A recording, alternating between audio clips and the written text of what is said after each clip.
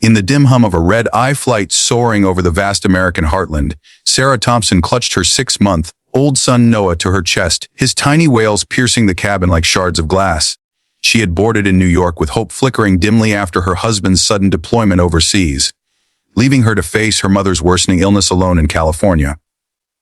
The other passengers shifted uncomfortably, their sighs and glances building an invisible wall around her. But in that moment of raw vulnerability, a quiet voice from across the aisle whispered words that would echo far beyond the clouds, words that hinted at a kindness born from shared sorrow, the kind that turns strangers into saviors and moments into miracles. Sarah's journey had begun weeks earlier in their modest Brooklyn apartment, where life had unraveled like a frayed sweater. Her husband, Jake, a Marine reservist, had been called up unexpectedly for a tour in the Middle East, his goodbye kiss lingering on her forehead as he promised to return before Noah's first birthday. But then the call came from her sister in Los Angeles. Their mother, battling late-stage cancer, had taken a turn for the worse. Doctors gave her days, maybe weeks. Sarah, a part-time graphic designer juggling motherhood and freelance gigs, scraped together funds for a one-way ticket, packing diapers and dreams into a carry-on bag.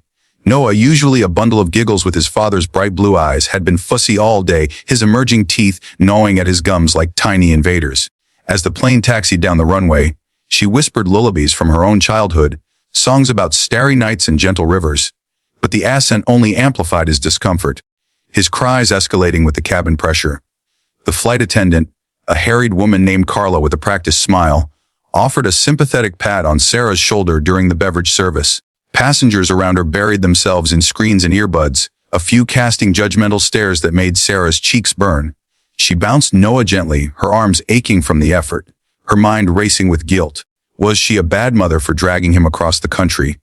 What if her mom didn't recognize her by the time they landed? Tears welled in her eyes, mirroring Noah's, as the plane hit a pocket of turbulence, jolting everyone and sending Noah's sobs into overdrive. In the row ahead, a businessman in a rumpled suit muttered something about noise-canceling headphones, his words slicing through the air like a rebuke. That's when Elias Grant, seated 2 rows back, felt a tug in his chest that he hadn't experienced in years.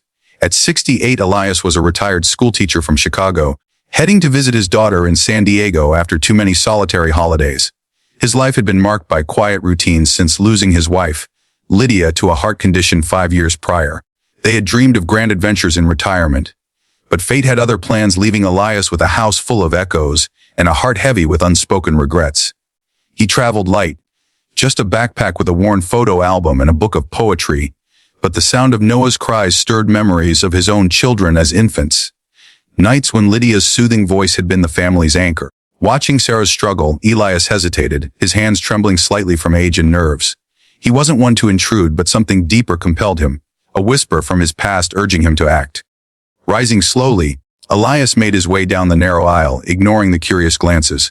He paused beside Sarah's seat, his voice soft and steady amid the chaos. "Excuse me, Mom," he said.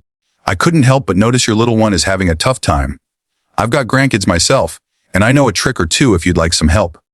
Sarah looked up, her eyes red, rimmed and wary, but in his kind face, lined with years of laughter and loss, she saw no judgment, only empathy.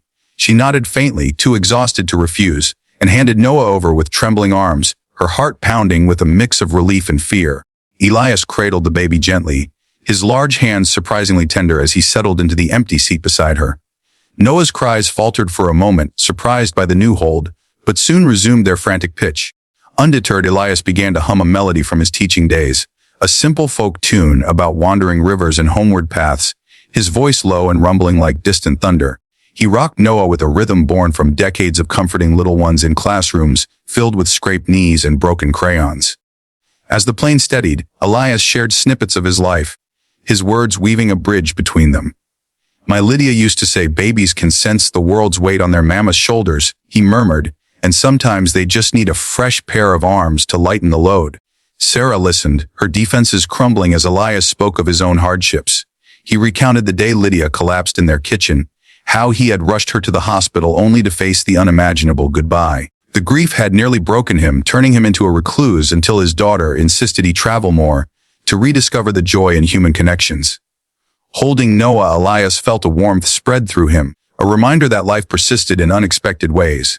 The baby's cries softened to whimpers as Elias adjusted his hold, pressing a cool finger to Noah's inflamed gums, a grandfatherly instinct kicking in. Sarah watched in awe, her own tears flowing freely now, not from despair, but from the sheer unexpectedness of this compassion. But the flight wasn't without its twists. Midway through, another bout of turbulence rocked the aircraft, sending trays clattering and lights flickering. Noah, startled, let out a piercing scream that drew groans from nearby seats. The businessman turned, his face flushed with irritation. "Can't you control that kid?" he snapped, his voice cutting through the tension. Sarah shrank back, mortified, but Elias met the man's gaze calmly. "Easy there, friend," he replied evenly. "We're all doing our best up here in the sky. The baby's just scared like any of us might be." His words hung in the air, diffusing the anger, and the man grumbled but turned away, perhaps reflecting on his own impatience. As the hours passed, Elias and Sarah exchanged stories that deepened their bond. She opened up about Jake's deployment, the loneliness of late night feedings, and the fear that her mother might slip away before she could say "I love you" one last time. Elias nodded, sharing how he had volunteered at a local orphanage after Lydia's passing, finding solace in helping children who needed a steady presence. By the time Noah finally drifted into a peaceful sleep, nestled against Elias's shoulder, the cabin had quieted, a subtle shift in the atmosphere as other passengers witnessed the transformation. Unbeknownst to them, a young woman in the back row, a budding social media influencer named Mia, had captured the scene on her phone. A stranger's gentle sway, a mother's grateful smile, the baby's serene face. She posted it online mid-flight via the plane's Wi-Fi, captioning it with words about everyday heroes. The video spread like wildfire, racking up views as the plane descended toward Los Angeles. Comments poured in. "This restores my faith in humanity. Kindness costs nothing." By landing, it had gone viral, shared across platforms with hashtags like #TayFlightAngel and #FaceStrangerKindness.